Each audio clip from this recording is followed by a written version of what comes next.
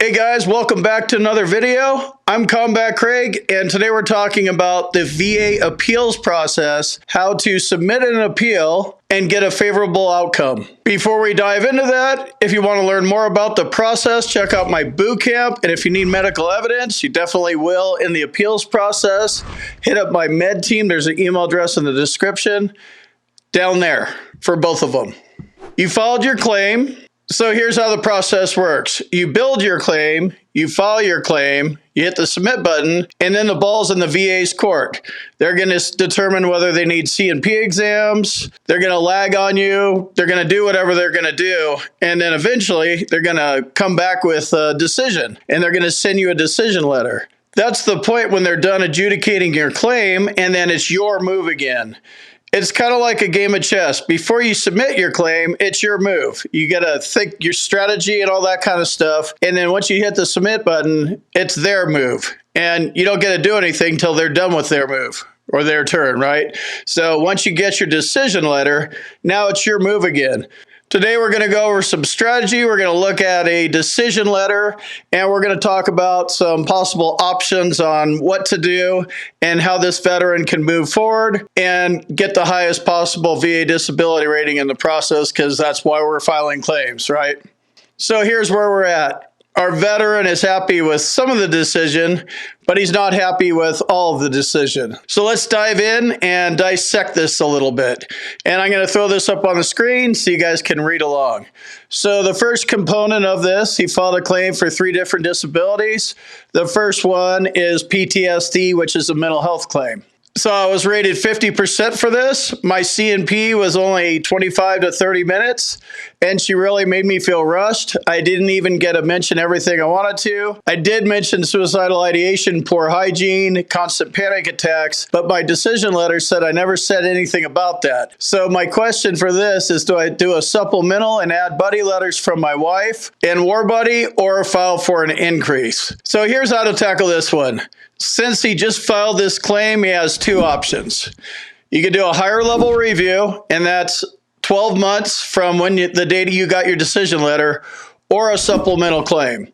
Supplemental claim is if you have new and relevant evidence to submit, and higher level review is if you just want to challenge the decision. So more broadly speaking, it's always a supplemental claim if you've been denied 10 years ago, 5 years ago. That's the protocol now. They changed it in 2019. So in 2019, they changed the rules a bit, and if you have been denied in the past, you need to file a supplemental claim, and supplemental claim makes sense, right? You got denied for something. Now you learned about what kind of medical evidence they're looking for, so you're getting it. So not only is it the way to go with the supplemental claim, you're also including new and relevant evidence. So in this case, there's 2 options. Since he just filed this claim, higher level review or supplemental claim. So this is the way mental health exams go, unfortunately. Sometimes they last 2 hours, and sometimes they last 5 minutes. In this case, it was 25 minutes. And there's a lot of stuff to cover when you look at the mental health DBQ, or in this case, the PTSD DBQ. Just basically the same thing, same symptoms. It's like that for all mental health conditions. When you go into your C&P exam, there's so much stuff that you want to cover, which is why it's a good idea to have a DBQ filled out by your doctor on your side so they can see all that stuff. It's included in your file. So if you don't get a chance to talk about everything, it's already on the record and part of your claim. So this is normal to feel rushed and like you didn't get everything talked about. So in this one, he got a 50% rating, which isn't bad. 70% is doing well. That's average once we prove our claim up, right? So he fell a little bit short of that. So he doesn't quite have deficiencies in most areas of his work life. And on the decision letter, it'll say that. We gave you 50, we could have given you 30, or we could have given you 70, but this is where the symptoms are and you're at 50. So just taking the PTSD part alone, what is in your file that's working in your favor? Obviously, you have positive medical evidence about your PTSD claim, or you would have just got denied or an even lower rating. So there are things working in your favor, But then there's things not working in your favor. I'd get into your records and find out what those things are. Was it just the C&P exam? Or was it other stuff you've been saying to the Veterans Health Administration that's in your record? Because when the VA rater's adjudicating your claim, they're going to go look at available medical evidence. They usually go look into your VA records and they look at the C&P examiner. If you didn't include anything from a private doctor showing your symptoms, that is most likely your problem, but you're going to have to look and figure it out. It's different for everybody. Get your VA claims file and read what's in it, because you need to know what is positive and what is negative, because that's literally what it comes down to. It's all done on paper. So in this case, if you have the positive medical evidence to support a 70% rating, then I'd file a higher level review on this claim. If you don't, or you can't find it, or you don't know how to get to it, then you don't have it, you can't see it. I would make sure you get positive medical evidence, and instead of a higher level review, I'd file a supplemental claim and get your doctor to fill out a DBQ, putting your symptoms at the 70% mark, and then they're probably going to send you to another C&P exam. But then if the C&P examiner is the same one, or they look at it the same way, now you have a DBQ saying 70, they have a DBQ saying 50. Now you have a better chance of winning it in a supplemental. Not saying you're going to win there. You might have to go do a higher level review on that. But it's how you play the game, how you position your positive medical evidence, and more importantly, how you overcome the negative medical evidence. There's no need for an increase on this one. You're in the 1 year period. You have 1 year to decide which way you want to go with the appeals process. Most likely it's a supplemental. Get a DBQ filled out by your private doctor. If your private doctor won't fill one out, contact my med team. There's an email address in the description. They can help you with a mental health claim increase. Next up is the decision on sleep apnea. And I do want to back up here. You should look at your overall rating, your combined ratings, and figure out where you're at, because that's also part of the strategy. You're working with and against VA math. So some of these claims may move the needle on your claim and move it up, and other ones won't, because the VA rounds up and they round down. So depending on where your rating is right now, if it's 10, 20, 30, these claims are going to make a difference. If you're at 80 or 90, it's a different ball game, because less of you is considered able and more of you is considered disabled. So a 50% rating at 90% is worth about 5 points, where a 50% rating at 0% is worth 50 points or 50%. So you have to do these calculations, and I'll leave a link in the description to a calculator that works pretty good. You should know where you're at and where you're trying to go, and understand if you've been rounded up and rounded down, and throw scenarios in there, because we're talking strategy. We won portions of our claim. We want more. So how do we do this? The VA math is 100% in this equation.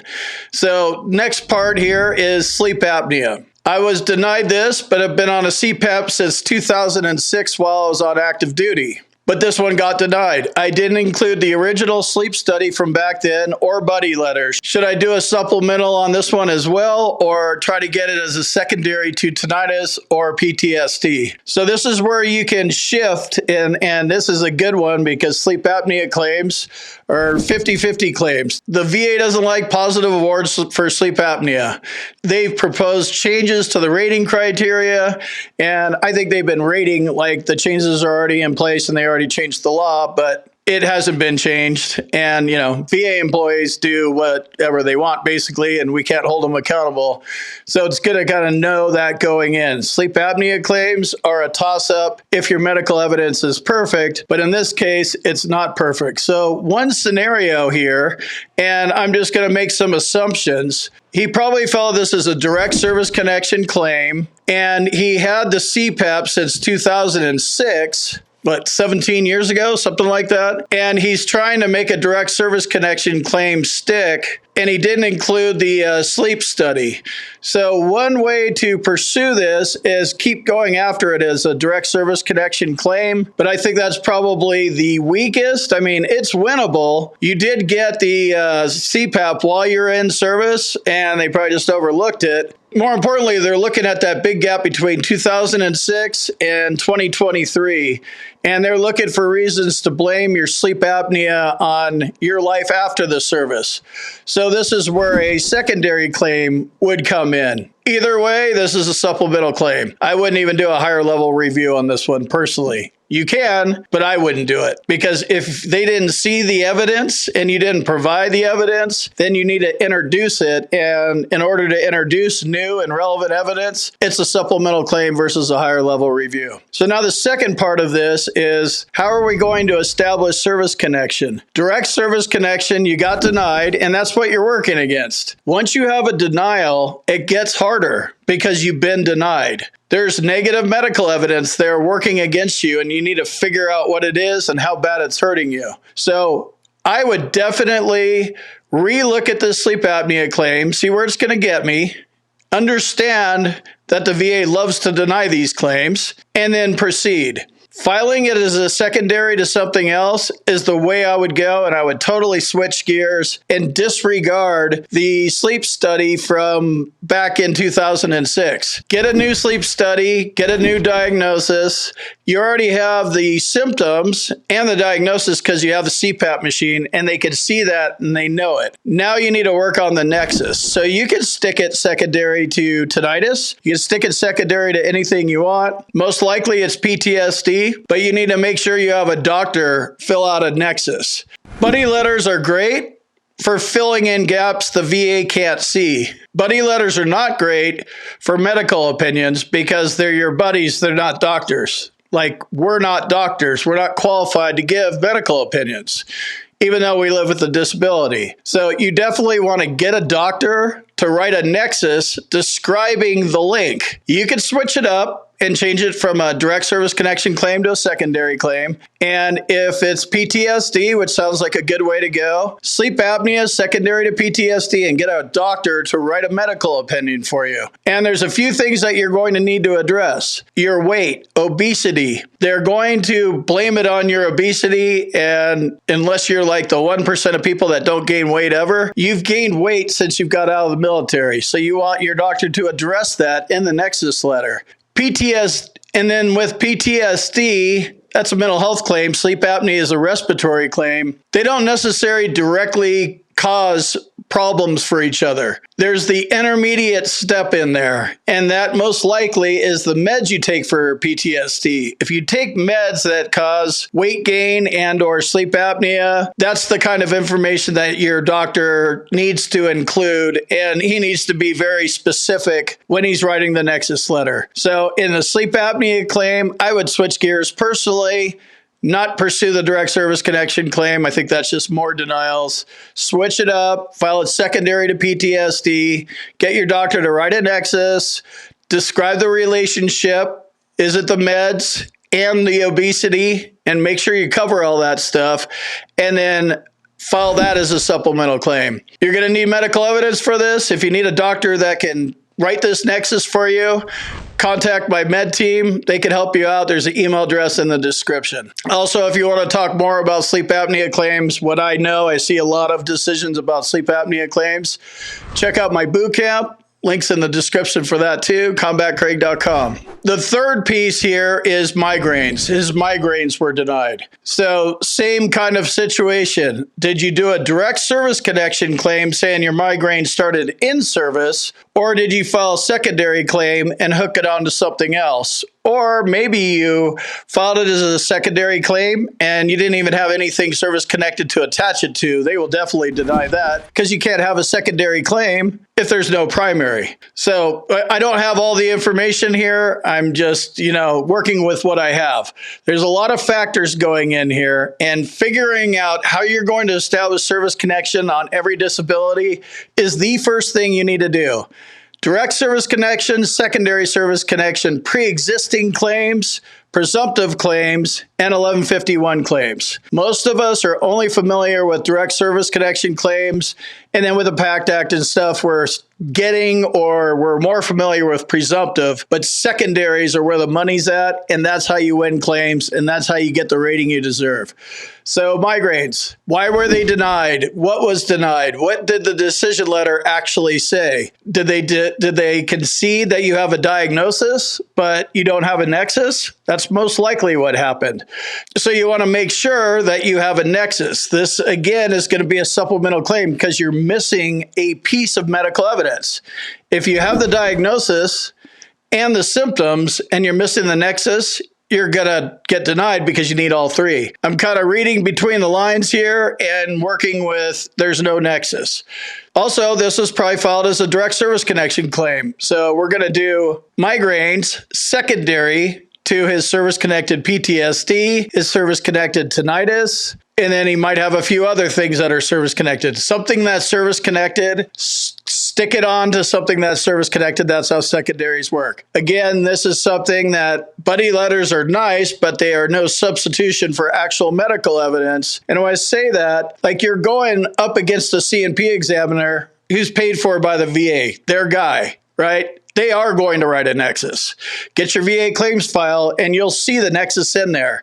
In my opinion, it is less likely than not that migraines were caused by his service. It's going to say it right on there and you'll know what is working against you, negatively speaking. These are all very detailed things, and it's best for us to be involved as much as possible. I understand there's a percentage of us that just can't do this. Dementia, you name it, whatever the situation is. But most of us are able to dig in and wrap our head around these concepts and figure out how to establish service connection, which one is best, and then what medical evidence we need to prove. And it's pretty obvious to see the difference between positive and negative medical evidence, because the negative stuff is like, there's just look at your records. No, not likely. Isn't due to. In my opinion, I don't believe them. Like the negative stuff is real easy to spot. And when you see that stuff, you just go get a doctor to write positive medical evidence for you. That's how this game is played. So we covered three different things: PTSD that's low, migraines, and sleep apnea that were denied. This is most likely a supplemental claim for all of these things. Go get a doctor. And then we're talking about two different doctors too. So if you're spending money, that's obviously part of the equation, right? So for PTSD, that's mental health. You need a doctor to describe your symptoms better than you did or what they had on hand. So that's a mental health doctor, board certified psychologist or psychiatrist. And then on sleep apnea and migraines, that's a normal, MD type doctor. So we're talking two different doctors, three different nexus letters. If it was me, I would increase that PTSD because that's a good bump and it's highly likely you'll get it. And then I would do the migraines. And personally, I wouldn't even mess with the sleep apnea. That's just me looking at the information that I have at hand. If we're spending money, let's spend money wisely and spend it on things that we have a pretty high chance of winning. So that's my take on this particular situation. Leave a comment below.